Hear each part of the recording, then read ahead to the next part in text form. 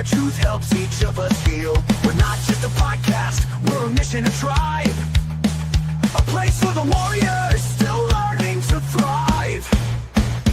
Tip of the spear, where the strong come to speak. Where the silent receive and the hurting find peace. From the battle-worn past to the future we steer, we rise up as one. Tip of the spear, our veterans round table. Round table.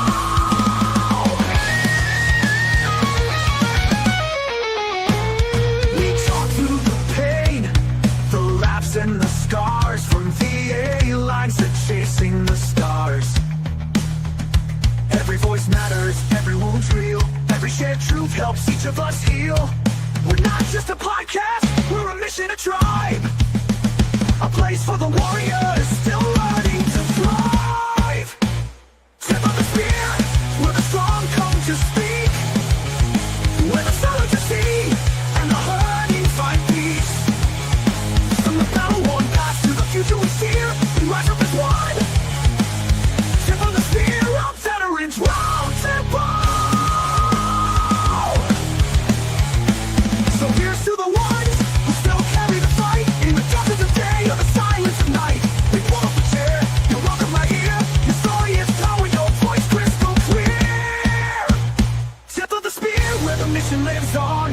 In the stories we tell and the bonds that are strong. For every lost soul and every brave peer, we echo their names.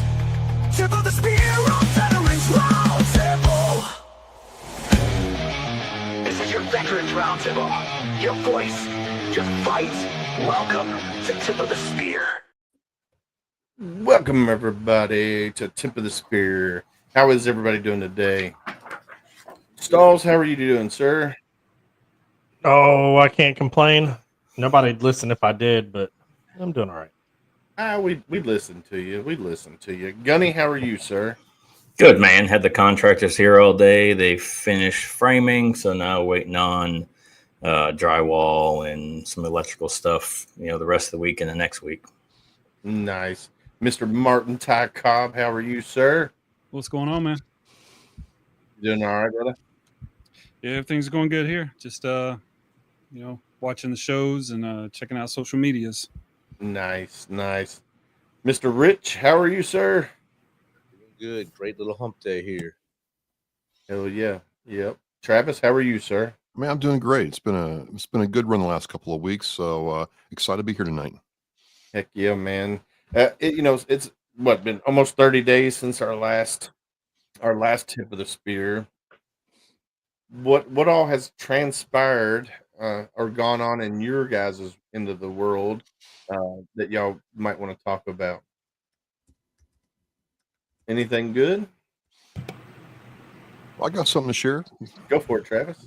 So, you might have been aware of this. 4 years ago, I ruptured my quadricep tendon. The VA says that it's absolutely not Marine Corps related, even though I've got multiple orthos who are like, yeah, that injury and that injury are connected. I'm not really sure what they're saying.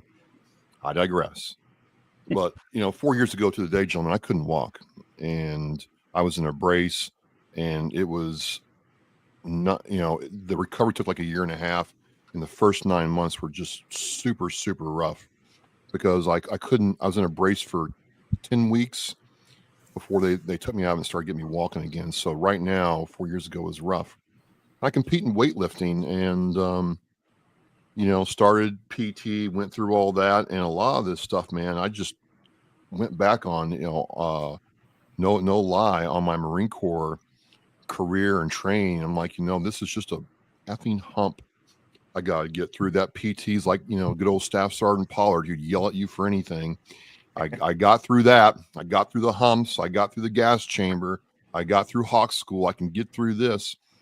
And Willis, I'm proud to tell you that it looks like I'm coming out to your neck of the woods, Louisville, second week of December, to try to take home some hardware in a national meet. Nice. Well, let me know the dates, and I will make sure we are there. December 11th through 14th at some big convention center downtown.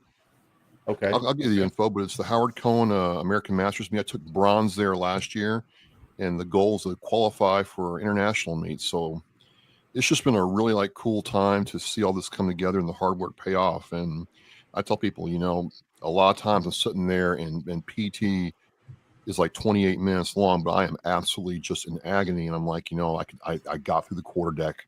I got through the Reaper. I got through this. I got through that. I can do this. Okay, this sucks. It's just going to suck. You know what? It's just going to suck.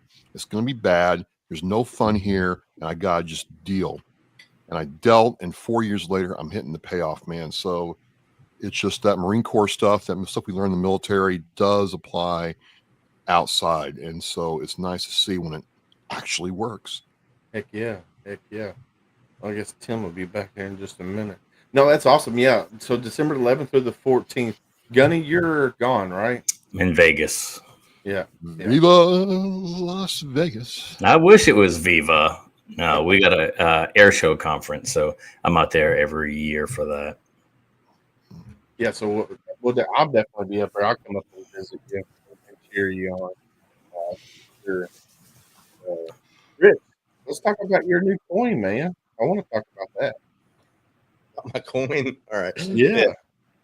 With the help of Gunny, my design expert up there, my guru, I gave him an idea, gave him my vision of the coin. If you have yours in your hand, it'd be easy. I don't have mine here. There it is. You can see it has almost like a rotor wheel on there. So as veterans, we all work together, and those cogs in the wheel there, they work together. So we all come together as one, just like we do here on the tip of the spear. I wanted to do that there for the Misfit Nation. Well, that's very nice. Gunny took my idea and he ran with it. Willis, it's upside down. Oh, maybe it is. It's down under. It was the right way up, down under. It's Stranger Things. It's all, we're in the upside down. Right. Then on the backside, okay, of course, pay homage to all the services, even Space Force, and our cloth, our three sayings: stacking victories, challenge accepted, and do hard things. I think the last one. Of course, our website's on there, and it's just great to have that. I didn't realize how big it would be, but it's awesome to hand them out to people, and they say, "Wow, that's the biggest thing I ever got." I said, "I'd never get that. I never had that in my life, so it's good." Oh man, Mr. Tim Thomas, how are you, Mate? Good to be in here. Good to see some familiar faces.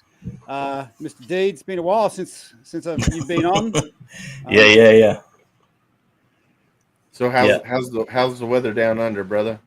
Well, middle of winter. It's you guys have stolen all our sunshine. So but this time of year, longer nights, shorter days. People are in sort of a hibernation state.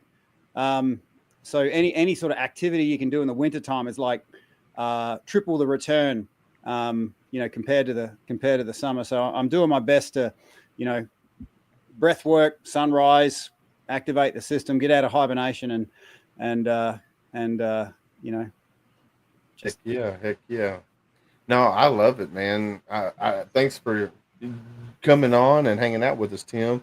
So a story that just broke today. I know we were talking about it before the show started, but the arm, I guess it's the Army. I'm assuming it, or I don't know if it's maybe DOD wide, because I know Marines. We're not in South Korea very long. I mean, we're maybe 3 months there when we're there gunning. It depends, man, on what your training cycle is. Like when the MEU came in, it was only like 2 to 3 weeks for full Eagle. I ended up spending 2 months there because I went over a month early to do Camp Guard. But even when I was there, there were limited personnel there. I mean, there were more Navy on base with the Seabees than there were Marines. And then the battalion came in and spent, a month there training and everything. So it just depends, man. We don't have a huge presence there all the time like the Air Force and the Army does. Yeah, so it looks like as of October, when October 1st hits, unaccompanied service members will be going from 12 months to 24 months to help quality of life and enhance readiness in the face of regional threats.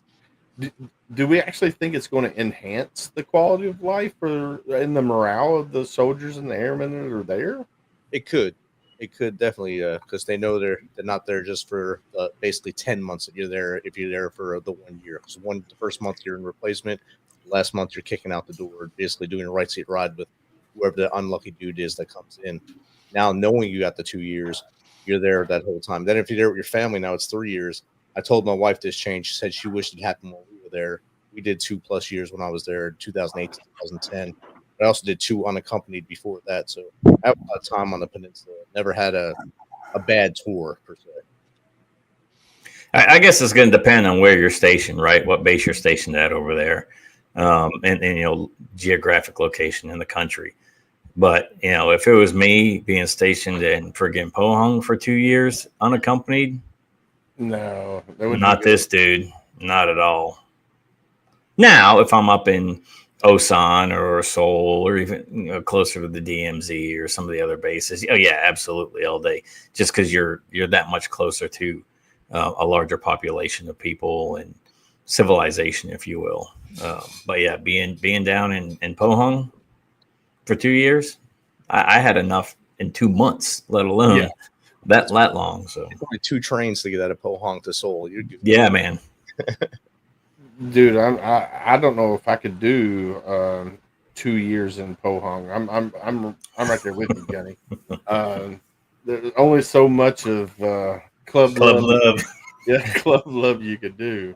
Yeah, Mr. Kim can only take care of you so much. You know what I mean? True. Oh man, what about you, Stalls? You think it helps or does it hinder the morale? I think it's like Gunny said. It just depends on where you're at. Yeah. But I think it's going to depend on if it's a voluntold or a volunteer basis as well, too, right? Because if you volunteer for it, obviously you know what you're expecting. But if you're that guy that's or girl that's voluntold, man, we all know how that goes. Yeah, I'm about to say if you tell me that I'm going to Korea for 2 years unaccompanied, I'm going to tell you to kick rocks. Yeah. So. Some kick rocks. I've never been to Korea, but after being in Yuma, I would take Korea over Yuma. Yes, absolutely. 100%. And you get some great electronics. Yeah. Yeah, I see. I think if I was there for 2 years, I'd probably leave as a private. It's the easiest way to come back as a specialist is go there as a sergeant. So Yes, yeah, because I almost got a NJP when I was there for throwing a MRE explosive over the field into a rice paddy. Me and Shoemaker, Yeah. We made a MRE Gatorade friggin' MRE bomb and threw it at the little kids that was trying to trade their sister for an MRE. Yeah, needless to say, that was not smart on our part. And then we got ratted out by all of our guys because they didn't want to get in trouble because Liberty. Hell yeah, we were about ready to get our 72 taken away from us. Yeah, Liberty. Libo over ratting out you two? Hell yes. I mean, it wasn't me, but it was somebody in first platoon. I do know that. Oh hell, I'm gonna have to track him down now. Oh, so what? Anything military related that you guys know about that you want to talk about right now? So, excuse me. Yes. My son comes up to me the other day and says, "Hey, Dad, have you heard about the Air Force airman who got killed by a SIG?" I said, "Yeah, I have. I've been watching that. I've been studying that. He's like, I want you to do a podcast on that because it's really interesting how that all came to be." And I started looking at it, and I'm like, it's a very interesting thing because I don't know about you all. The M9 Beretta was my sidearm. Yeah, that's what I carried in the Marine Corps, and that was, I don't know about you all, but I remember oiling that thing until it dripped, taking it out in the field, having it locked to the rear, and getting chewed out because I was unsat, and I'm like, I can't put any more CLP on this thing. I just can't. Yeah. So I'm trying to figure this out because it's not hammer fired, it's striker fired. And SIG has said, well, the holster's kind of a safety.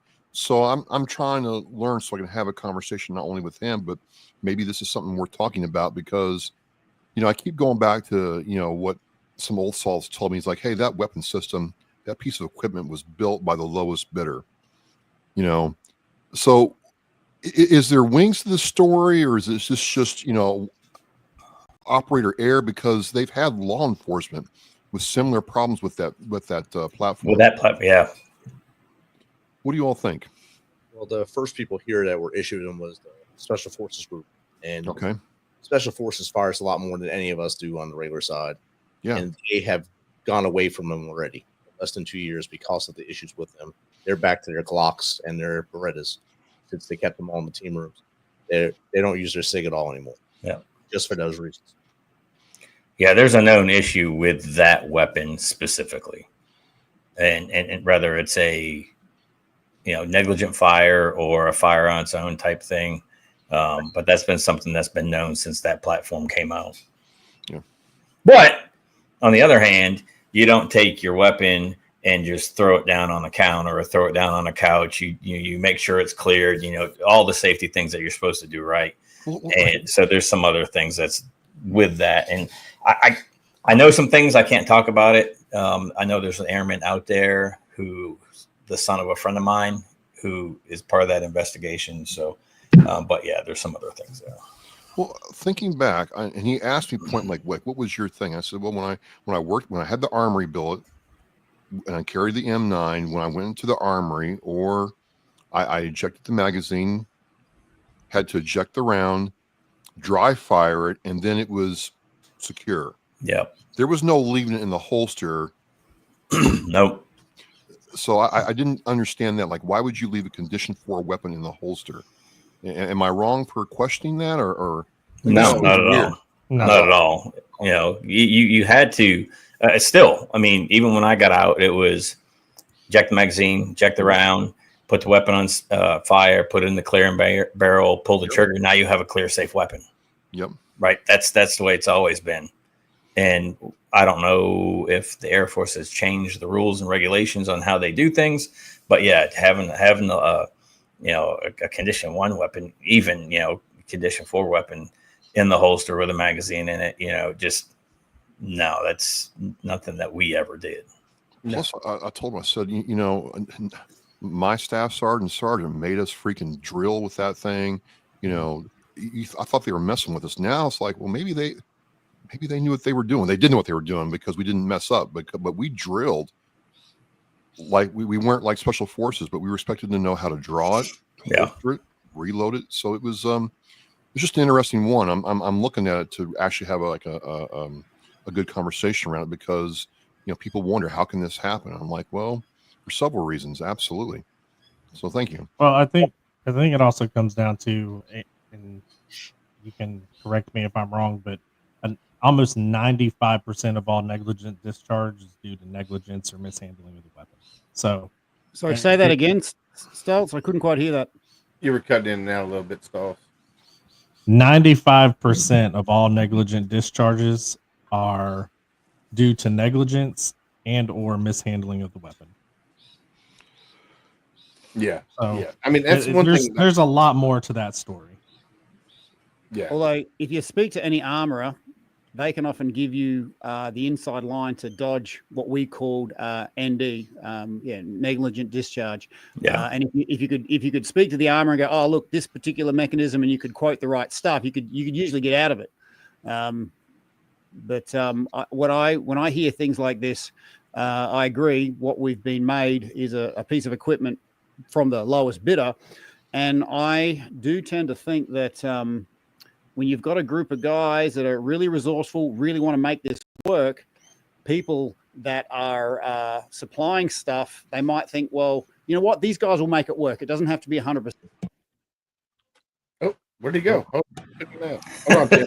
he just, the universe just took him. God, I'm fucking bad about the situation. I don't know what happened there, but you just dropped out. You're back now. Can anyone hear me? Yeah, Yeah, you're back. good. You just disappeared. No, there is that. It's the energy coming from down under. The internet couldn't handle it. I was like, where did he go? Where did I cut out? Hello. Oh, you're not missing much. But no, I've kind of thought, well, imagine if Defense Force were not as motivated or energetic, and if something had faults in it, they go, nah, send it back to the maker. But we're like, no, we'll make it work because we're determined to make this work. You know what I mean? So I think there's a little bit on both sides. And this is bad, and there's a history behind it because the San Antonio Police Department also just pulled it from all their officers as well. So it's not just an isolated event. It's something that's been going on, and it's just not in the headlines until young airman Braden Loven lost his life because of it. But now a whole police department just decided, let's get them off. You can't carry them on or off duty. Yeah. Well, I'm trying to research this, but SIG allegedly has had to pay out like money to keep this out of court because of the prevalence of it. So I don't know everything about this story. I'm starting to dig into it, but I also thought it was really cool that, okay, my son wants me to check this out because he's asking questions. This is awesome. But I'm also like, everybody here, none of us wants to pass bad information or opinion. It's got to be fact. And I'm just trying to, get some perspective around that. And it's all good stuff. Thank you. Yeah, that's the thing with weapons, especially newer weapons that are just getting released. There's always going to be kinks in them until they're fully vetted. But to get them in the hands of, police officers and military personnel, and then have issues arise, we don't need that. But I don't know the whole story, so can't really speculate on it. So, yeah, definitely. Yeah, I mean, this is your number one safety, or depending on which shooter you are, right? This is your number one safety. The mechanism itself, if it has an external, that's your number two, right? But right here, this is always your number one. So that the trigger usually doesn't pull itself. So did y'all hear about the Navy sailor who went overboard? I'm looking. So here's the headline on militarynews.com or military.com. Navy calls off search for sailor who went overboard during exercise near Australia. Let's see. You're muted, Tim. Okay, rookie error. Yeah, that would have been Talisman Sabre. That thing's getting bigger and bigger each year with the current threat in the South Pacific. Yep. So I don't know much about. Let's see. The Navy suspended its active search for a sailor assigned to an aircraft carrier who officials believe went overboard earlier this week north of mainland Australia. The service announced that it had suspended the search at 12:40 p.m. Wednesday, roughly 2 days after the sailor assigned to the USS George Washington was reported missing. The sailor was reported overboard on Monday, and the Navy immediately launched a search effort in the Timor Sea, where the ship was operating. A spokesperson for the carrier told military.com in an email statement Tuesday evening. The Navy has not released the name of the sailor, citing service policy, which is standard. So how? All right. So here's what I'm thinking. How does a sailor go overboard? It depends on sea conditions. I mean, we were on the McHenry. We got put on general quarters because of sea conditions and stay away from P-ways and all this other stuff, right? So, I mean, there's so many different things, right? And again, don't want to speculate, but jumping, getting thrown over, or even just rough conditions, right? I mean, yes, there are safety things built around the aircraft carriers and other ships to try to catch people, if you will.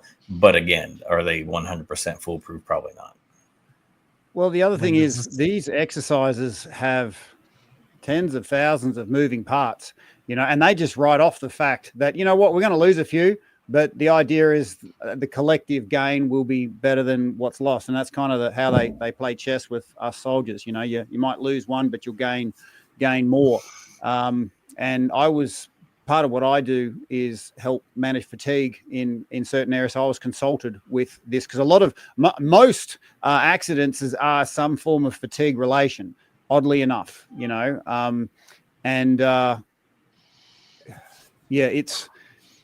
it's not acceptable, but it happens every year when there's all these people coming together that something like this usually happens, Well, If I may, some of us might remember that Marine back in the late 90s who jumped off the boat to avoid weighing in and somehow stayed alive for what, 2 days? Yeah. The real story, like he was a corporal or lance corporal, was a little heavy, and they were grinding him on PT. Well, it happens. You know, that ship chow is good. And so he decided to go for a swim. But the thing was, his actual, you know, water survival skills were on point. He actually used his cami blouse as a life preserver and didn't get eaten by a shark. That was pretty. And they were going to give him a NAM. He didn't go overseas in Australia then. Do any of you guys remember that? Because that was a big deal. That was like 95, 96 time frame. Yeah, that's how old I am. Yes. You're not that old. But this they want is to also the same Navy that lost 2 F-18s in the Middle East off of a carrier. So 3. Was Yeah, I was gonna say. okay, I was gonna say so 3. I was Now giving 10. them credit for 2. But It was 3, and they crashed into a civilian boat as well. Same ship. Yeah. So yeah, Tim, and so I think overboard. it comes down. I think it comes down a lot now. Is I think there's a lot of complacency now. You know, we're coming out of a wartime effort.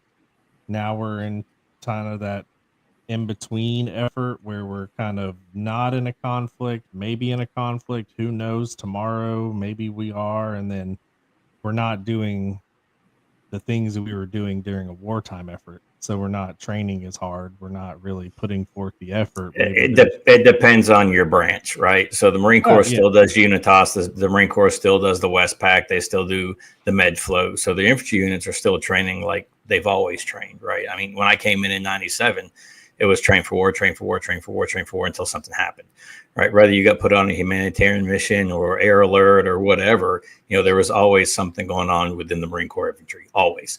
Now, Navy, somewhat the same way, right? If that fleet's training for a Unitas, you know, their op tempo is a little bit more than it is if they're back home. But when they're back home, most of the time they're docked. Unless the storm's coming in, they ship them out to sea. Yeah, see, I was in a LURS unit, so we were always doing something, whether it was humanitarian missions or training missions. So, yeah, it's funny. I heard an interesting statistic just here. We had the annual Commando Association ball. So, you know, black tie event, put your miniatures on, all that sort of stuff. And what the guy said is in the unit, Afghan veterans only occupy 8%, and they're considered the Vietnam veterans now. Yeah. And that kind of rocked my world. I'm like, what? You know, are we that far away from this conflict that we're considered like Vietnam veterans? And there's only 8% serving that have actually seen action? We are, but we're not, right? So all those guys and girls that were part of that huge op tempo of deploy. I'll speak on the Marine Corps half. Deploy for 7 months, come home for 5, deploy for another 7-8 months, come home for 4 or 5, you know, that cycle over and over again. So I picked up guys when I came off recruiting duty in 2004. 10 days later, we deployed to Haiti, which was combat operations. We come back from there, deploy 6 months later to Iraq. They come back again. So this is 04, 05. They already have 2 combat deployments now within a year of being in the Marine Corps. That following year, 06, deploy back into Iraq again. And then deploy on ship. They had 4 full deployments, and never had to re-enlist or extend. The guys and girls were done with that tempo, and they started getting out after their 4 years, 5 years, if they ended up extended for something or voluntold or, you know, stop loss, stop move. But I mean, a lot of those people got out. And you look at leadership today, you know, there's guys. I was looking at some of the leadership that's within the Marine Corps right now. Some of these sergeant majors and master gunnies came in after I did, right? And they're at their like 22, 23 year mark. I mean, they're promoting quick. They're getting leadership billets quick. Even some of the, you know, colonels and I'd say full bird colonel and maybe like a brigadier may have came in around the same time I did or after. And they're in that leadership role because of what the up tempo was and what it is now. And of course, the Marine Corps goes from 210,000 back to 108, 183,000, I think is where they're at, or trying to get to. And, you know, Marine Corps did away with tanks. So what do? You move to a different unit, or you go over to the Army if you want to stay with your tank. You know, they did away with a ton of infantry units. They did away with some Osprey units. So it's just that the downsizing too for the Marine Corps, on the Marine Corps side, has really put a hindrance on that. And then, of course, on the aviation side with the Osprey, you know, you're an E5, E6 at your 5-6 year mark, and you got Boeing dangling the carrot of a 6-figure salary to come over and be a contractor. Why would you, other than you being a Marine, right? Why would you stay in the Marine Corps for $50,000, $60,000 a year when you can double and triple that as a contractor? Yeah. Well, that's what a lot of guys were doing when I was in. They would get out and they'd go contract because it was, you made 6 figures to go contract for 6 months. I mean, well, why wouldn't you? So, but I just looked it up. So why didn't you, Stoltz? Well, let's see. They don't offer life insurance for people who deploy as a contractor, and I felt like my life was worth more than 6 figures. That, and I was tired. I was tired of fighting. I did 3 combat deployments, 2 to Iraq, 1 to Afghanistan, and then I did 22 humanitarian missions. So I've been to the Congo, I've been to the Czech Republic, I've been to Korea. I mean, I've been everywhere doing humanitarian and training missions. So I was deployed or overseas, not stateside, 6.5 years of my 8-year contract. So right. I was tired.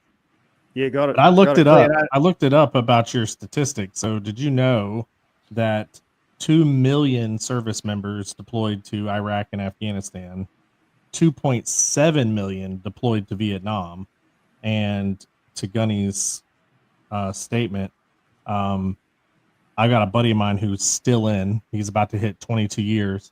He said that 5% of his unit has combat patches. Yeah. Combat. Sorry, what? Combat patches. So in the Army, they wear combat patches for the units that they deployed with. So there's only about 5% of them who've been deployed. On that, when I started my job I'm in now in 2018, I went to teach in front of a class of soldiers. I'd say 90% had that right sleeve covered. Now it's probably less than 2 people in the classroom have something on their right sleeve as I go in there and teach. Yeah. Plus, I got out in the time where it was like the standards were starting to go. You had a lot of guys who got in on waivers that had felonies before they got in. So the discipline was like here, and then it just dropped off. Okay. And I was like, question for the group. I'm hearing your starts. Question for the group. How many guys here are shocked when they hear themselves saying, back in my day? No, wouldn't have happened back in my day. I've been retired for almost as long as I was in. Right. So I knew that there'd be a day that I'd get to the point where, when I was in the infantry, right. And I've been out of the infantry longer than I was in the infantry. So I knew that day was coming. And, you know, I still have friends. Matter of fact, the very first person, I almost said kid, the very first person that I enlisted in the Marine Corps as a recruiter is still in. And he is I think he's Chief Warrant Officer 3. And he went the Marine Gunner program, and he's planning to stay his 30. But see, so he's been in 22, 23 years already, 24, maybe 24. But, you know, I was like, and I talk to him all the time. And then my son's godfather is a master gunny, and he's in charge of maintenance for the East Coast. And, you know, just listening to some of the things that he's talking about and how some of the kids are, and their kids are 18, 19, 20-year-olds. I mean, they're as old as my son, that they'll look at the maintenance log and be like, all right, here's task 1. And they'll go complete task 1. And then they'll come back and be like, what do I do now? Well, what the hell's next on your log, bro? What's the next thing that has to be done? There's no initiative with this group. You tell them to do something, they'll do it, and they'll do it great. But they won't move on to that next step. They have to be told to move on to that next step. It's like the younger generations lost that that free thinking portion where they're like the logical thinking is like, okay, I'm done with this now. I can go and do this instead. Hold on, let me ask for permission. Yeah. It's almost like the kid in the classroom that asked for permission to go to the bathroom after the teacher said you don't have to ask for permission. So it's that mindset that this younger generation has. They don't think for themselves. They want people to tell them what to do. They want to be led by somebody, but how do you find leaders from people like that? And they don't want to be outside. They get off work and they sit in their room on their computer or the PlayStation or whatever gaming system, and they don't leave. They don't do anything. Man, when I got off work, we were either out at Onslow Beach, we were in Myrtle Beach, we were in Virginia Beach. You know, it was just one of those things that, but when I was younger, as soon as I woke up in the morning and had breakfast, my mom put boot to ass and got me out of the house. Out the door, yeah. But, and I couldn't come to the street lights, come on. Exactly. I couldn't come back till the street light was on, or I was hungry or had to go to the bathroom. I don't think.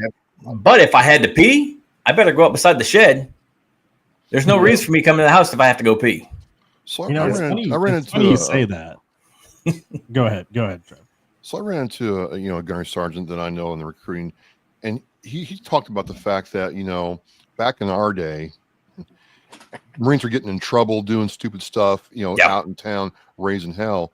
But he's like, it's almost weird because they'll get together and play Call of Duty or whatever online in their barracks rooms, and it's almost, as long as they're not drinking, there's no problems. He's like, it's a real hard thing. Like, they're not hell raisers anymore.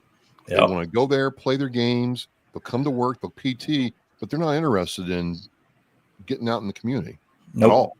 It's amazing I think it's how funny. malleable our brains are, I think, in adjusting. Like the brains of the young people have been impacted by this easily fed dopamine, whereas, back in our day, our bodies used to have to go out into the real world and gather the dopamine by raising hell. Punching on with your mate was just part of the dealio. Getting beaten up at school was just Tuesday. It didn't make the papers. It was just, No. But sorry, I cut you off, Stoltz. Oh no, you're good. So it's funny to think about that, because I can remember many times not going to bed till 3 a.m. because I was out at the bar drinking and had to go and do a PT test the next day, and go do the PT test, get through my entire work day, right? And then go back out that very night, because guess what? You're not tired after you get done with whatever you got to do. It's time to go raise some more hell. So, but nowadays, I mean, it's like these, and I hate to call them kids, but they are. It's like these kids don't just know how to go out and touch grass. Like, just go and do something. Get out in front of this screen. Like, I'm gonna tell you, I'm in front of a screen all day at work. I hate it. It drives me crazy. So when I get home, it's if I didn't ride my motorcycle to work, I get home and I get on my motorcycle and I go ride for an hour just to get out and clear my mind. But if I rode my motorcycle to work, I take the long way home. It takes me an hour and 20 minutes to get home versus 30 minutes. So I don't know what it is about being in front of these video games and these TV screens and all that, but it is warping the minds of our younger generation. Yeah. Mr. Ty Cobb, you've been awful quiet tonight. Well, I'm just listening. You got a lot of good input here. I mean, I tend to agree with Mr. Tim. Like when I was born in Corbin, Kentucky, way back in the late 1900s, 1975. Like he said, I would be out all times of the day, get my hands dirty, causing all kinds of ruckus with a lot of different kids in my family. But there's nothing to do in Corbin either. Even still today, there's nothing to do in Corbin, right? So it's that. Exactly. Sorry, he learned how to slaughter a cow at like 5 years old. Hey, you're not joking. East Kentucky meat packers, Gunny. You know what I'm saying? Yeah, man. 25E. Yeah, that is where I learned that look. But my kids, I have 6 kids, and I joined the military in 99. My kids lived a very sheltered life because we were latchkey kids. You know, we came home alone and did all kinds of things. And I think our generation are the parents that are the helicopter parents. Now, I am probably the most toxic male figure in my family. You know, I'm kind of like that, but everyone else in my family is very quiet. And it's, my kids are not like my brothers and I and my sister, where we were hellions. And my kids, whenever somebody gets out of line just a little bit, it's like their whole world's going to end. You know, everybody keeps tabs on each other now. Before, you know, if you fucked up, you know, you would have to fuck up. And our parents allowed us to do that. And I don't think that the kids these days even have the ability to have that experience to get that wisdom from, oh, I should not do that. Do not touch the hot stove. Do not touch the hot water. You know, what's this fence do? Yeah, exactly. You know, I dare you to lick it. Yeah, exactly. Go over there and pee on the fence and see if you can see the color come up your rod.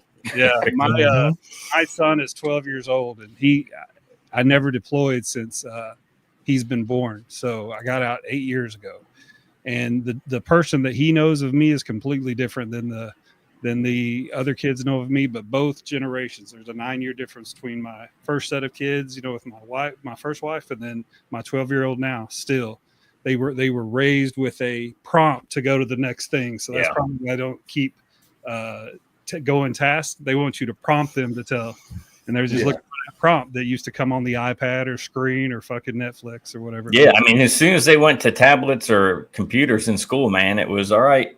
I'm done with this, and then that next thing popped up. Here you go. Now, that's the way it is. Where we had that book and we couldn't move forward. Right. So the days of having like an 80-pound backpack are gone. So I tell my daughter all the time. She's 16. I was like, man, you're lucky. I said I was lugging around a backpack, a gym bag, some freaking shoulder pads, a helmet, cleats. I mean, I was lugging around all that stuff, and here you get to carry a tablet. Stop. Yeah, you know the irony of that? The irony of not carrying something heavy is now they've got these weighted backpacks for kids to get back in their bodies and feel grounded, because they've got that compressive weight on their nervous system. You know, like it's now a therapy tool. That's the new trad wife thing, to wear that vest while they're walking. Wait a minute. Is that because parents don't stop? Is that because parents don't hug their kids nowadays? Stop. Are you saying, Tim, that humping and force marching in the Marine Corps is to put like good weight on us? Is that what you're saying? Right. That was exactly what I'm saying. It's the vasovagal response. Hey, wax poetic, Tim. Yeah, that's right. Aerosol. And guys that could hump that weight were, you know, if they didn't have that weight on them, they'd go crazy because they were, you know, the kind of pretty high stimuli dudes.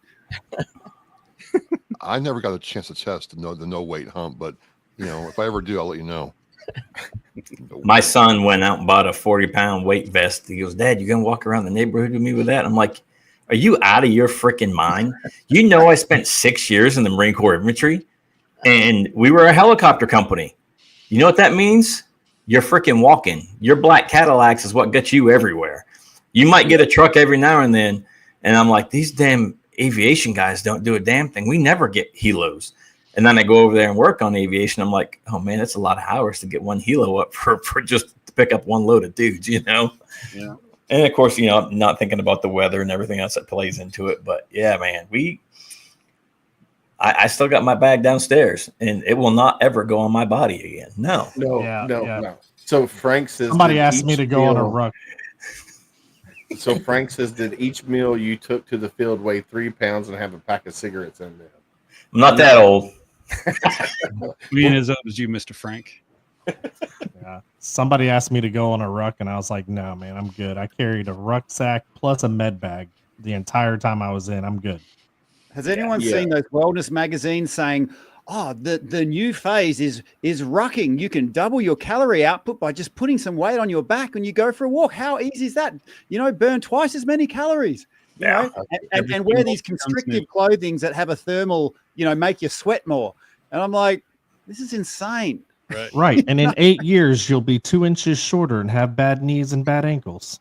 And get denied for the VA because it's not service connected. Right. Not service connected. Yeah. 2 seconds. I just got to duck away. 2 seconds. All right. We knew he was leaving. Yeah, I see Rich's comment there. Yeah, I broke my stuff down. I didn't do the coffee. I didn't do some of the other stuff. If I weren't going to eat it, it didn't go to the field with me. It stayed in the box back in the CP area, or it got sent to somebody else. I didn't do all that stuff. Yeah. See, I was fortunate as a medic. I can break my shit down and go, hey, Joe number 1, you carry this. Joe number 2, you carry this, because if you get hurt, I'm carrying this. So Right. Yeah. Unless So- you got a sergeant that hates you and he gets you to carry the gun and all your shit. You're holding the 60 and the ammo. Yeah, that was I didn't know that because I was a medic and they had all your do you call it heart solution or that saline solution? What do you guys call it? saline solution. Saline solution. Yeah, we call it Hartman's anyway. And yeah, this particular sergeant, and this was on actually a Talisman Sabre in 2005, I think. And we were carrying what you would call the M60 Mag 58, and all those rounds kind of stack up, on top of all the Hartman's bags and all that other stuff. So I should have had a chat with you, Stoltz, before I started walking around the place. Yeah. See, I was in a LURS unit, so LURS is no longer around. You can't find a single LURS unit. They disbanded my unit that I was last in is actually the last one to be disbanded in 2017. And Did you say Lurch unit? LURS, so long range surveillance. Right. And okay. so it's a 6-man team, 6 men in, 6 men out. And I fortunately / unfortunately was the medic for one of those companies. And I'm gonna tell you, that is some rucking. I have done plenty of walking in my days with weight on my back. I'm good. If anyone asks me to go ruck, please don't. See, I've done one, and carry the load, and it's to honor the fallen service members and stuff like that. And I carried all the guys that I served with or the families that I met. Matter of fact, all the coins up there from Gold Star families I threw in the bag and marched with them, and the names of their loved ones and stuff. So I've done a few, but not to the point where it's like 30, 40, 50 pounds like we used to do, 10 pound, 15 pound pack, and I'm definitely not doing it for fun. No, you won't see me in the city park walking around with a friggin' pack. Even, I went to Arkansas not too long ago and did a speech, and one of the guys I served was like, "Hey, you want to come play disc golf?" I'm like, "How hard can it be?" And then you walk around this damn park with a backpack and all these different discs. I was like, "This is some bull. You won't see me doing this again. This is too much like work." Oh man. Yeah. So I guess what that points to is that for my observation, our physical bodies are made for this kind of engagement, and in the vacuum of getting that from a natural source, they come up with all these ways for people to experience it. Like these tough mothers. Do you have them over there? Oh yeah. Those sort of events. I'm like, that's just normal AMPT for any one of us. But people pay so much money because they get a chance to experience all these wonderful things that their own body can do for them. I kind of think we are what we marinate in. And I also think that our forefathers did too good a job. Like they did such a good job that we're so comfortable now that we don't have to run if we don't want it.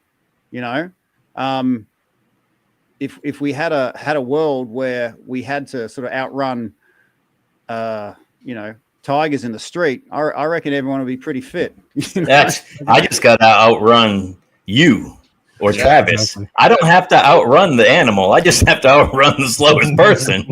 I can just take my bad sig and shoot somebody and run. Right.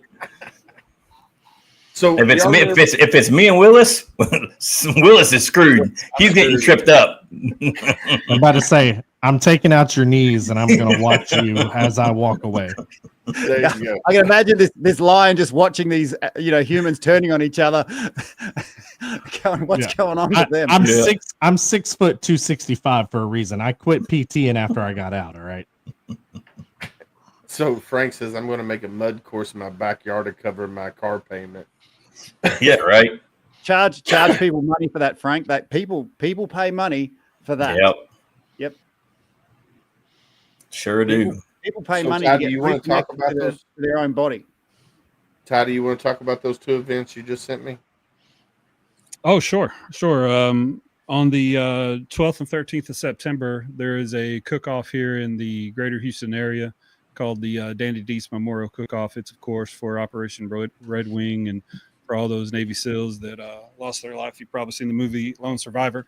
This is a cook-off to commemorate all that, and all the money goes to the foundation. And the cooks get a good payout. It's going to be a great event. So if you're available the 12th and 13th here in the Houston area, hit me up and we'll go out there. Al Hero is going to be there. He's going to be cooking with one of the Texas competition barbecue teams, so that'll be some good content. And then the Monday after that, September 15th, we got the 4th annual Project Hero or Project Zero golf tournament. So this will be the 4th event we put on with Matt Johnson and Got Your Six Culture.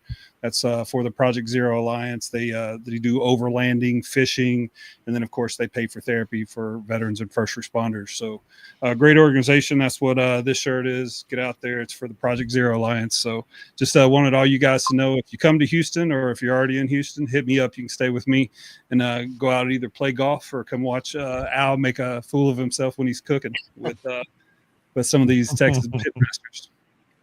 Only if he wears alligator skin boots.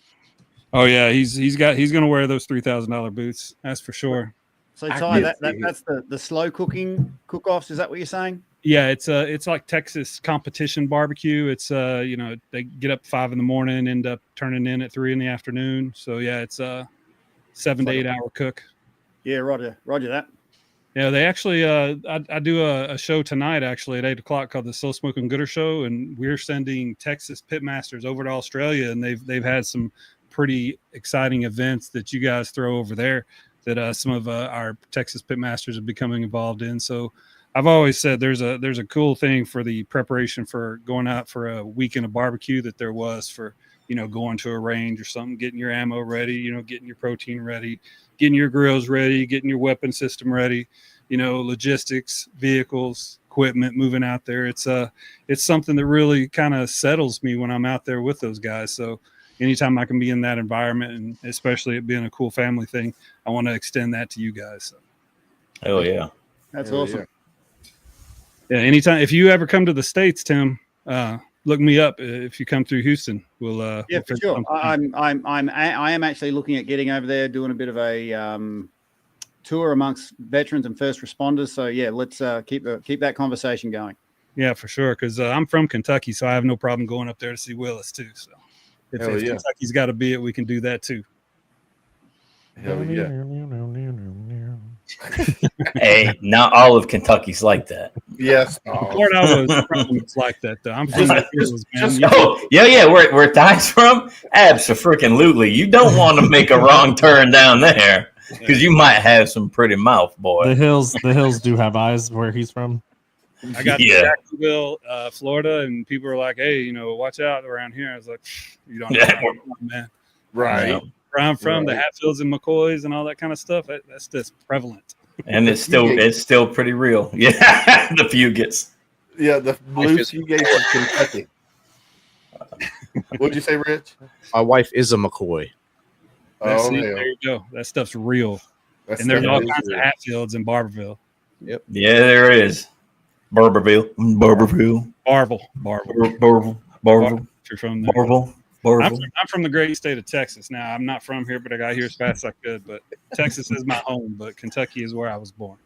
I live here. I'm not from here. And that's what I tell everybody. Everybody's like, where are you from? I'm like, where am I from or where do I live? It's two different things. Two different things, yeah. Yeah, Very it's like true. I'm from Alabama, but I live in Florida. Oh, you don't hear any Alabama accent in you. No, you don't. Because my dad was Florida, but... my dad was Air Force, so we traveled my entire childhood. So I've been. You learned to enunciate your words in the Air Force. Unlike me, I don't enunciate properly. Fellas, can I just ask the group a question? Get some whiskey in me, and I sound like I'm from Alabama. I sound like I'm back from Barber. I love how the real talk comes out after a few drinks. Like it sort of sinks you down to the roots of your neural pathways in your brain. But I just got a question because it's been in my head, and I want to know if, and don't say this just to agree, but I'm interested in, because Gunny said something earlier about his time in and his time out. My experience of service is that being in the service is kind of like dog years. Like 1 year in is like 7 years out, and it can age your body in dog years. And the experience of service can be so rich and textured and intense that when you get out, time occurs very differently, because you don't have that rich, textured, very physical experience day to day. So I kind of felt that I was moving through my military career in one experience of time. Then afterwards, it was like falling through air. Like it's like I can't even feel the time going past. But like that's just to share, and I'd be interested to hear what you guys have experienced as far as time perception goes in service and out of service. Yeah, it does not feel like I've been out for almost 14 years. I think that time for me getting out has gone by a lot faster than what I thought, and than what I was in, right? And it's, I think a lot of it is still my job and still traveling and going different places, kind of like I was, when I was in the military, even though I'm seeing the same, like the first 3 years, everywhere I went, Willis was there in some way, shape, or form, whether it was Korea or Okinawa or Bridgeport or 29 Palms, Haiti.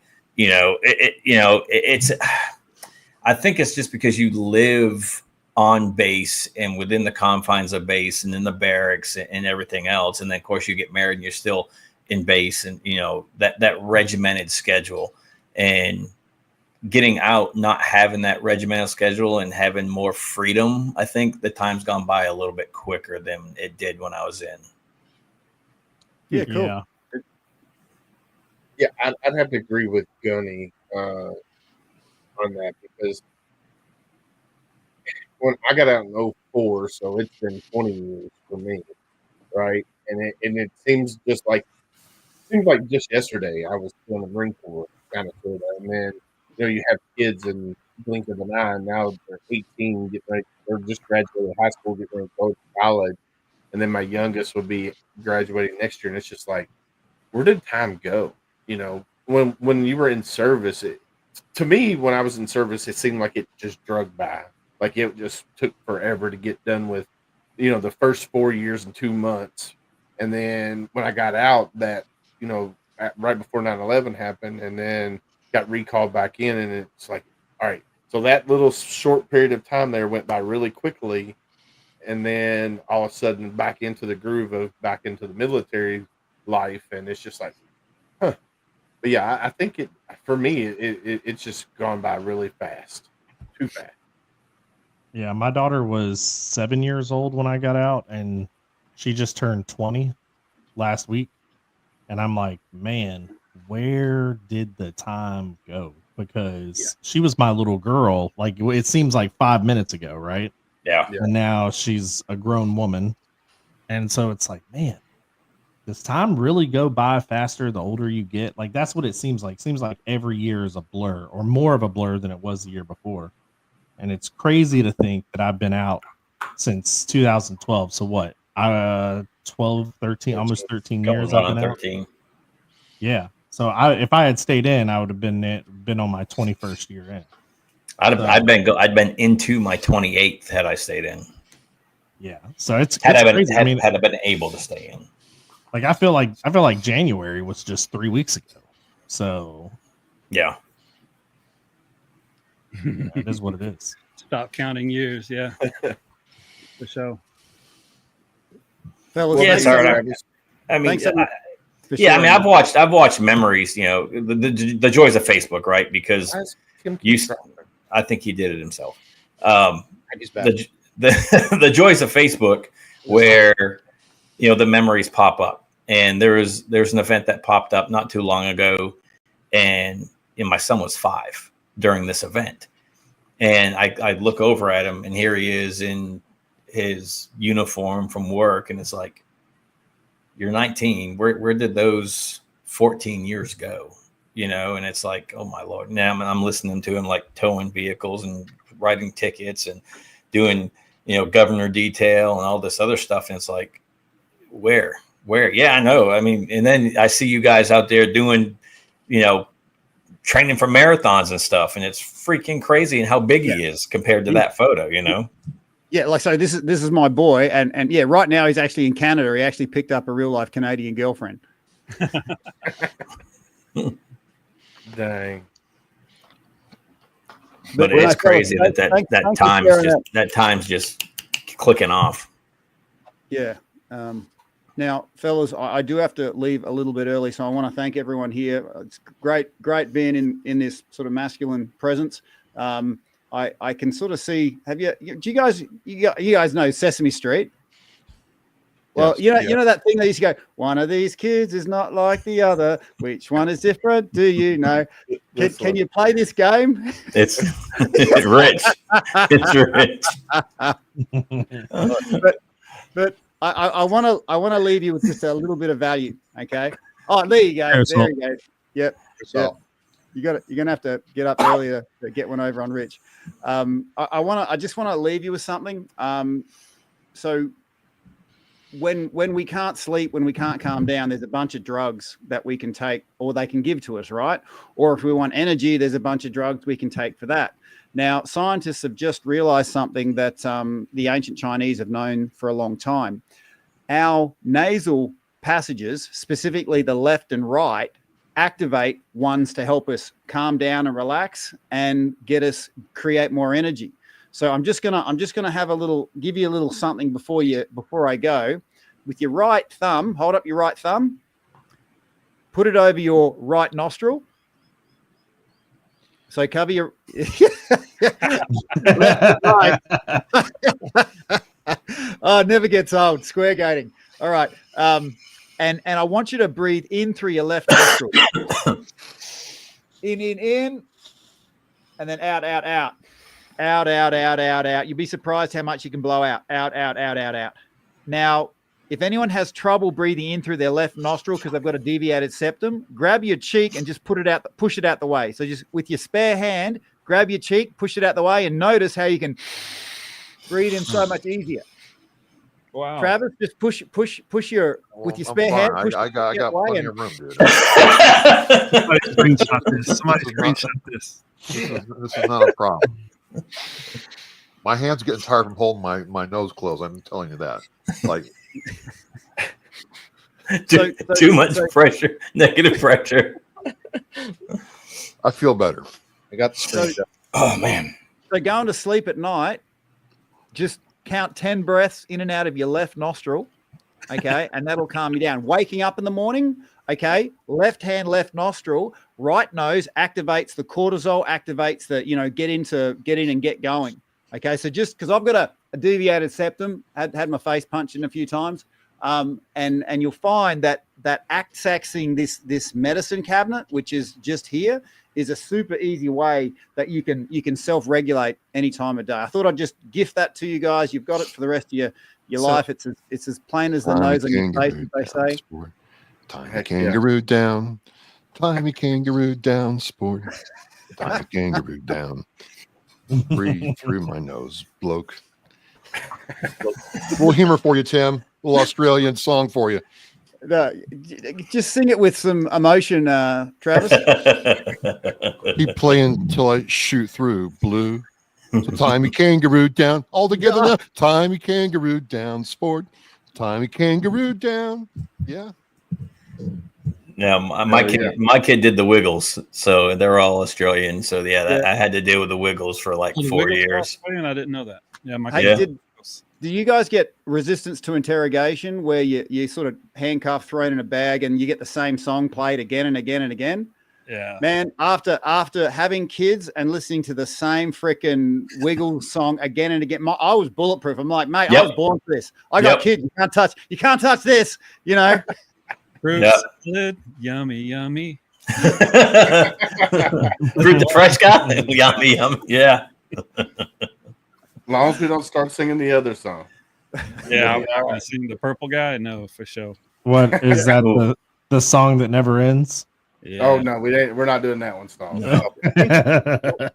Well, fellas, I'm gonna drop the mic and love you and leave you. Thanks for sharing time with us and keep breathing. Yes, Yeah, sir. man. Thanks, Tim. Take it easy, Tim. Yeah. So Frank says Baby Shark. that's the song. Don't sing that. Oh. Yeah, that's Oh another man. one. So I did want to say that there was a headline. I already closed it out, but it was. You remember the helicopter that crashed into the airliner back in January? There was a thing that came out saying that they found that the helicopter was above the altitude that he was supposed to be at. So I didn't really dive into it because I know that's a touchy subject with a lot of people. I think the full NTSB report is out now. Yeah. It's out. So, but yeah, anyway, it was a tragedy that what happened, but so Yeah.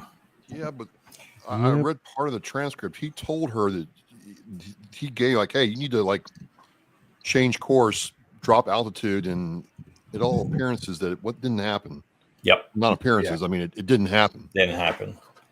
And you can't fight over control because you're going to crash if you start fighting over control. So you have to, pilot in command has to take the stick and do what they're supposed to do. You know, I was trying to look something up. There was something that the fixed wing aircraft was using, some type of GPS equipment that the helicopter rotary wing was not using. And I thought they said because of this, they're going to make the military and all military traffic use this system now so that they can better stack them. And I guess they were also flying a non-traditional route as well. Have you heard? Did you hear that? Yeah, and they were on nods as well, so they were doing low light training. Right. Well, I mean that's the part that I don't want. I don't have any expertise or why they were doing that, but all I'm reading is they're going to change some of the actual requirements to fly through that area, and I think with George Washington or Ronald Reagan, getting renovated, I think it's going to become much bigger. They're going to need to fix that flow of traffic. Yeah, and you can't fly low light all the time. You can't fly high light all the time. You can't fly no light all the time, right? So you have to fly those missions when the Mother Nature allows it. And unfortunately, honestly, none of those high light, low light, no light missions need to be flown around major airports to begin with. Period. I don't care where they're at. Right? There's other areas they can go and fly to keep away from that.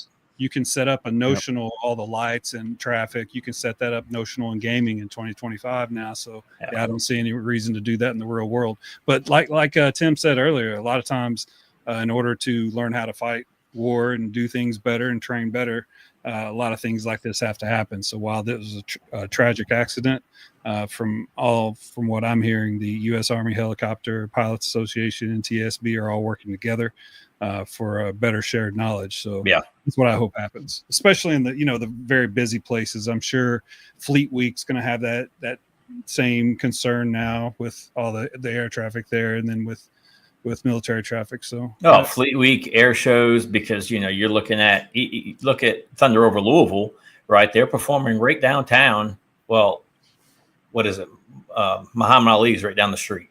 Yeah. Right. Yeah. Even though they stage all the way up into Shelby County or close to, oh my God, Gallatin County, right? There's Carroll County. They're still performing at the river on approach for 2 airports in Louisville. So I mean, all of those entities. I mean, look, just this past weekend, Oshkosh. How many aircraft fly in? Plus, they have the air show and some other things. So it can be done. It can be done successfully. It's just you have to pay attention to commands that you're given. Period. When all the data centers start getting built, the flight traffic's going to change course anyway. So. Yeah, that'll all be fine. We'll fix that. Well, it is about that time of night. And I do want to say before we go, I want to say congratulations to Oscar Mike Radio for getting nominated for Parade Deck 3 categories. Yes, sir. Yep. That's phenomenal, brother. That's phenomenal. Yeah, congratulations, man. I appreciate your guys' vote. You got the best voice in the business. Gary White. Well, really exciting time going into year 9 of this. So if you haven't looked at Parade Deck, go check it out. I've talked to Andrew Appleton. He's a good guy, Marine Corps veteran. And it's, we talked this before, right? Apple and Spotify don't really have a place for us veterans. I mean, people ask all the time, well, why aren't you more popular? I'm like, yeah, because there's no place in the algorithm for us. Yeah. Even Not if even I'm on Facebook or anything. Yeah. if I'm news, which is where a lot of my stuff is categorized as, I'm still, because I say, military, veteran stuff, you're pushed to the bottom. And this is a platform trying to change that. So you can go on there and register for free, get on there and check it out. You'll see the link on my page. If you want to vote for me, I'd really appreciate that. Yeah, I'll But do that. but it's Andrew's trying to build a place where your show, your voice can get amplified. If you're one of those people putting out content on a regular basis, good things are going to happen for you. So thank you. That is awesome. Yes, sir. Yes, sir. Well deserved, my friend. Well deserved. So Stalls, when are you guys having your next show? Yeah, so that's been a conversation Josh and I have been having. So when we started the podcast, we were kind of, Wednesday nights or Thursday nights at Thursday 8 night. o'clock. And we were doing pretty good, but he's moving. He's in the process of selling his home and moving. So his house and everything is kind of been in disarray. Plus his work schedule and work tempo is picked up. So we're actually going to do more pre-recorded episodes right now. We'll do those, release them out on Spotify. We'll put them out on our YouTube page, and Apple, and stuff like that. But as far as like live recorded episodes, we're going to save those, and at least until he gets settled into his new home. We're going to leave those for like special guests. We'll probably do them early Saturday morning, or early Sunday morning. We haven't really figured it out. We're playing it by ear right now. So if we put out something like, hey guys, we're going live today, don't be surprised if we put it out like 3 days before. So there you go. We're going through a little, because the show actually got bigger than what we were expecting it to get, faster than we were expecting it to get. So we've got about 14 people who are waiting to be guests on our show, and our whole calendar just kind of went. Yeah. So it happens. It happens. Yep. Travis, what do you got coming up, sir? Check us out, though. We'll be back. This week, I'm talking to a Israeli IDF veteran and a Canadian about ibogaine. It is a psychedelic therapeutic means to either completely or damn near cure you of PTSD by addressing some of the physiological trauma of PTSD, which is something I've been kind of digging into, guys. When you think about it, I'm like, I know there's a mental psychological aspect to PTSD, but it really didn't get going until World War I and shell shock. And I got to think that, we didn't fire our missiles that often, but if you're a mortarman, artillery, even an infantry, your body's being exposed to that concussive trauma all the time.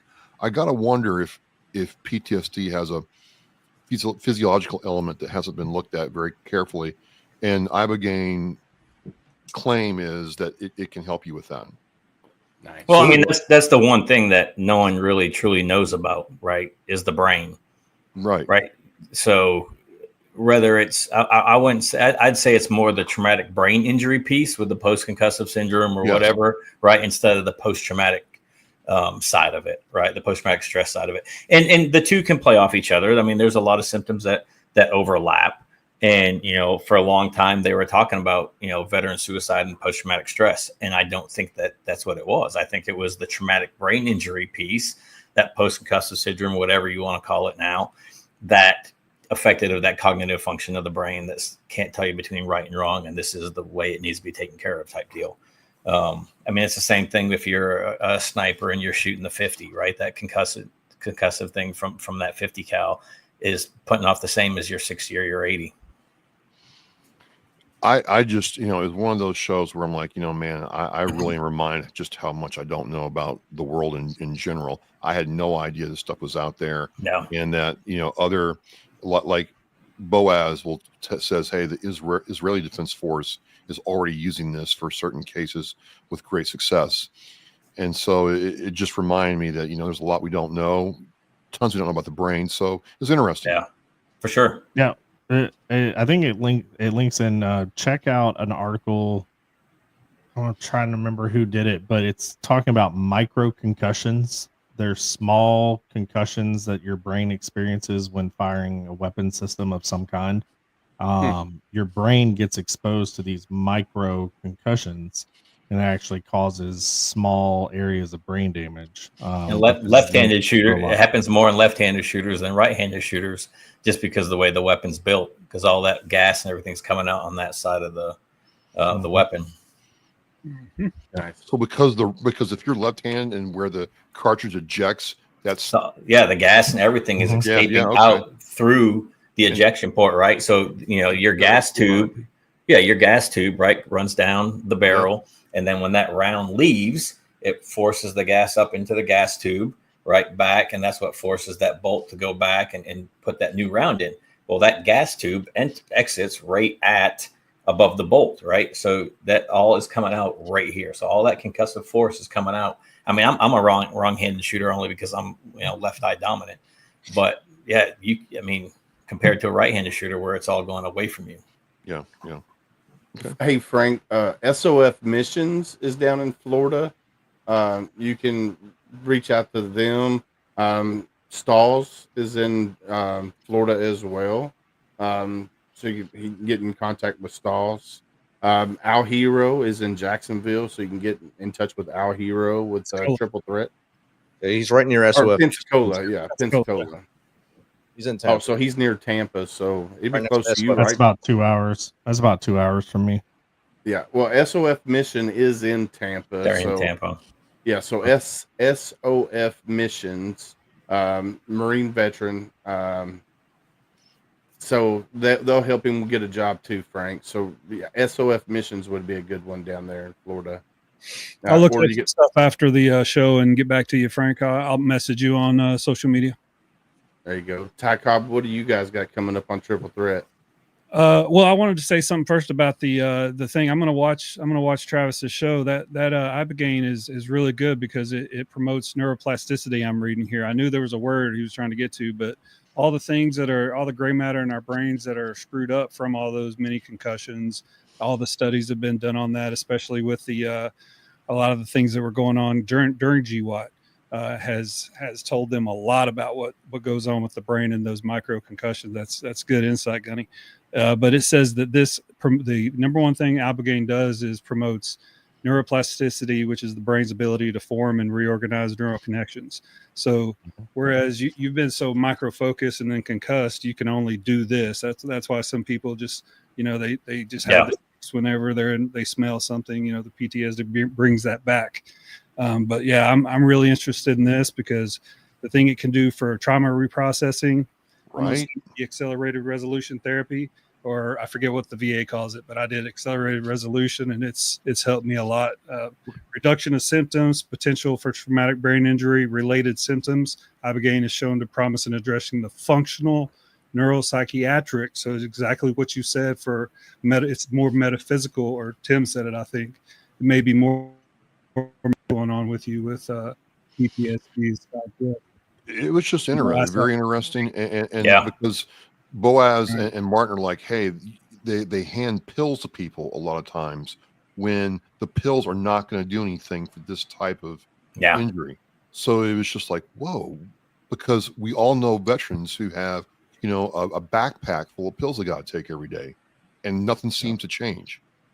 Yeah, right. we talked about that on our podcast about how it's kind of like take a pill for this, and then if this pill gives you this, take a pill for this, and if that pill gives you this, take a pill for this. And pills are like a Band-Aid on a bullet hole. I mean, it's only gonna work for one symptom at a time. You're not gonna find the magic pill that's gonna cure all your symptoms. But it goes back to the whole change your socks and take a Motrin. You know what I mean? It's from that lowest levels where it starts. So it only amplifies, especially when big pharma is getting paid however much money they're getting paid, 6, 7, 8 figures a year to get people loaded up on pills. I've stopped. That's why taking, I wish. I only take the vitamins. VA would do cannabis. That's why I wish the VA would do cannabis therapies, because cannabis has been linked to help with depression, and so. Well, and slow cancer, and I mean, there's so many anxiety, and there's just so many other things that it has helped. It helps me with anxiety. Yeah. Like I have terrible anxiety in public, so I don't go out in public that much. But when I do, you can take a very one little gummy and feel just fine, and you don't drive or anything. Thank God Florida has a medical card. Right. Yeah, I have a prescription here in Texas. It's the acceptable use program or something. It's a good thing for veterans, but I'm all for legislating the hell out of that and getting veterans more involved in politics, because I mean, it's not just for veterans. I mean, think about the general public that suffers from the same things that we do, whether it, personal or past traumas. Cannabis is something that can definitely help with a lot of these anxiety, social illnesses. Yeah. Mm-hmm. Yep. I'm big on regulation, but I definitely agree with absolutely responders, and I think it helps people with ADHD, especially the CBD. So there's so many benefits for that.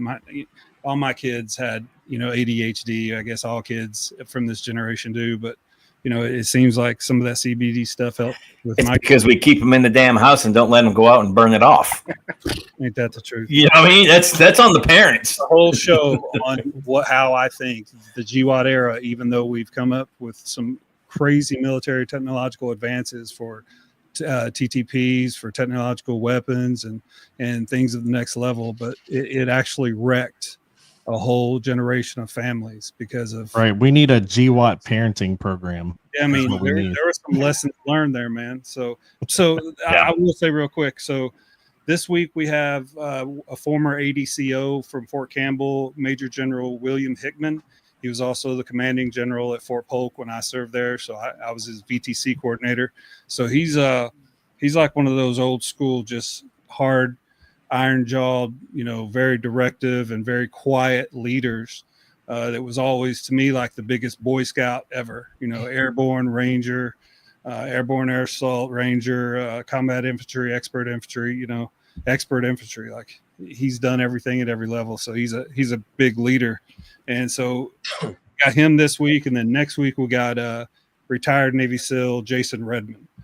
Jason's a good dude, man. Yeah, he's got great stories. Yeah, I've spent a lot of time with Jason. Yeah, and I can't wait to just hear his. We're not going to talk about a lot of the stories because he's told that 100 times, but specifically, what I'm going to talk to him about is the Tim Kennedy and stolen valor, and him accepting the forgiveness. Or hoping that people accept Tim Kennedy. Yeah, and get on with his life. Like we may have known this about Tim Kennedy. He was egocentric from the beginning, and he just embellished some stories, and it just got out of control. But he was still a tier 1 operator, and he was still Tim fucking Kennedy. And I would still want him to have run the Secret Service and, make sure that the thing was running correctly, because I do believe he's a professional tactically. He just has some personality problems. And that's the kind of thing that he's going to talk about, because the things that he had to overcome, man, it's just a cool story. So this is probably going to be one of those where it'll be like, Jason, what do you think? And he's going to be like, so yeah, he may be on the screen the whole time, hopefully. But yeah, we've had great stuff going on. I appreciate y'all's support all the time. And hell yeah, we love the Triple Threat Vets podcast. Cool stuff. We like seeing you guys populate on our show and be like, hey, let's check that out. That's what I was going to say to Stalls. Like, if he's going to do it Thursday at 8, like we usually get done right around there. I'll be like, hey, throw it over here, and you can give me a graphic, and I'll show it at the end of our show. So people, like, we have people now that are literally retired guys that may have served at the 101st, and they wait for the show, and they talk to us just like we're friends from 25 years ago. And we'll talk about things that happened then. They'll message me throughout the day, talk about this. This thing that we're all doing, man, it means a lot to me, but it's starting to mean a lot to, like, you didn't realize you're going to have so many guests. Yeah. You know, Travis is probably going to win because he's going to definitely win best voice, but he's going to get some good marketing for that. And I'm always going to support Willis and Misfit because that's who I started in the game with. Like I met them immediately. So yeah. And then Gunny being a part of the team, you know, it's awesome to see the tip of the spear doing good. So yeah, I got drug into this shit. No, you didn't. Don't lie. Everything happens for a reason. But yeah, I appreciate it, Willis. I got to get ready for the other show, man. Y'all watch the So Smoking Gooder show coming up at 8:00. So at So Smoking Gooder Gang, Bullhorn, Robert Rocha is the host. Come watch it. We like to talk about Texas pit barbecue and rate some boxes. Heck yeah, that sounds like a good time. Yeah, Willis, I got to get out of here too, man. Stay unapologetic, my friends. Later. Rich, what do you got coming up, sir? This week I got Remzo Martinez, his Army veteran marketing dude, and I have Nathan Bowman, former first responder, and now he's the host of Just a Dude podcast. I was on his show; he's a pretty cool guy. And then Kurt Linville end up the week of August 5th. He'll be with the Tuesday Cruise and author, Man of God.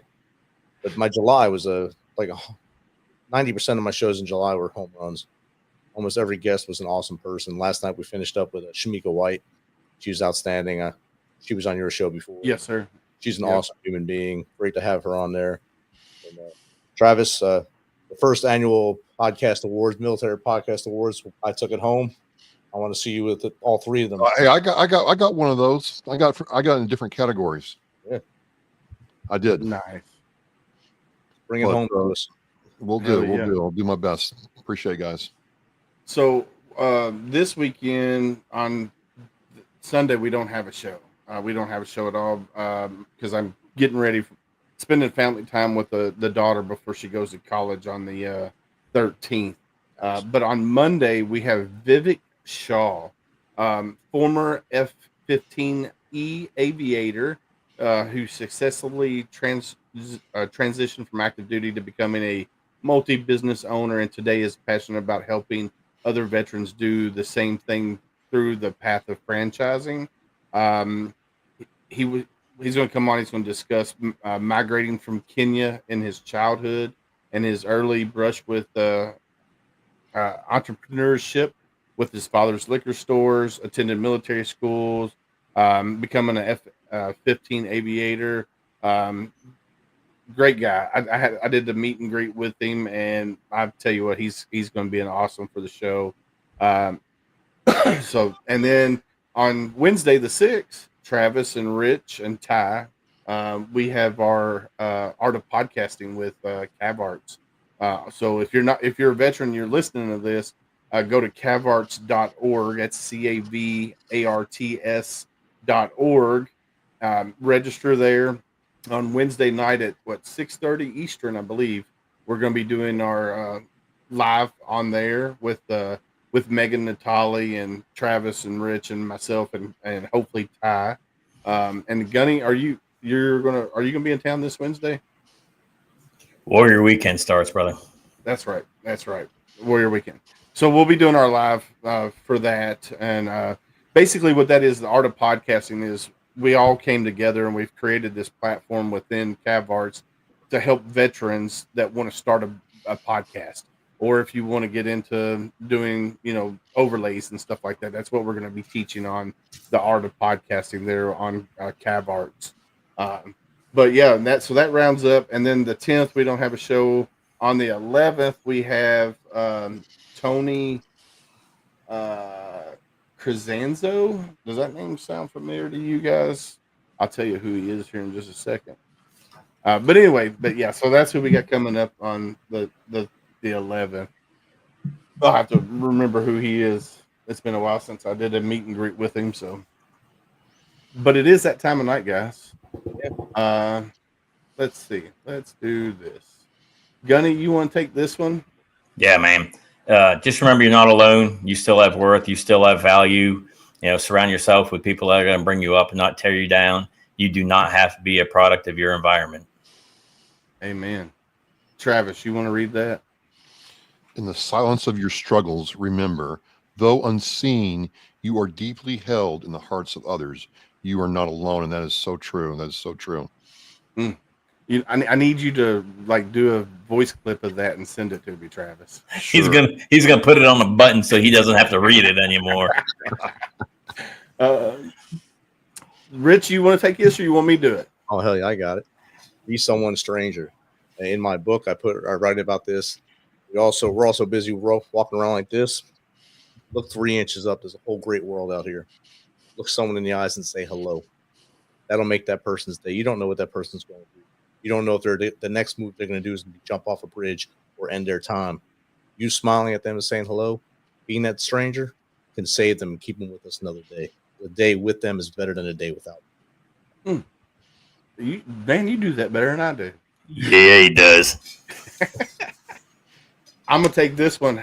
Ask the next hard question. That kind of goes into hashtag be someone stranger. When you're out and about and you're just not paying attention to your phone, but you're looking out at the world and you see somebody and it looks like they're having a bad day, go up to them, ask them how they're doing.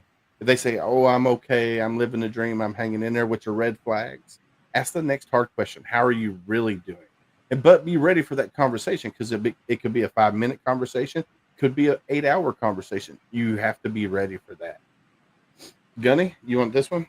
Yeah, man, it takes a village. You know, we talked about it on Monday night. You know, I had dinner with friends on Saturday, and they started doing cell phone roulette, where they just bring up their contacts and just scroll down, scroll up real quick, and then not even looking, just hit a button and see who answers the phone. And, you know, it takes a village. You know, use your people. You have a ton of contacts in here that you can reach out to. If they don't answer the phone, go to that next number. They don't answer the phone, go to the next number. Somebody is going to pick up. Don't stop at one. I love it. I love it. And if you're watching this now or listening to it later, go follow Oscar Mike Radio.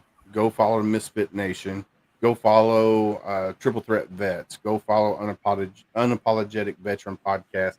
Any one of these podcasts listed here on the side of the screen, go follow them. They're all putting out great information, all great podcasters. So go check it out. But it is that time of night, fellas. Like we always say on Tip of the Spear, stay safe out there. We got your six.